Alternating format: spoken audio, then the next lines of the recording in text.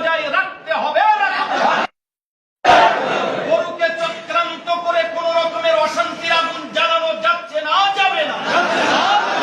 কোন নেতা নেত্রীর প্ররোচনায় আমরা গরু জবাই করছি না, করব না।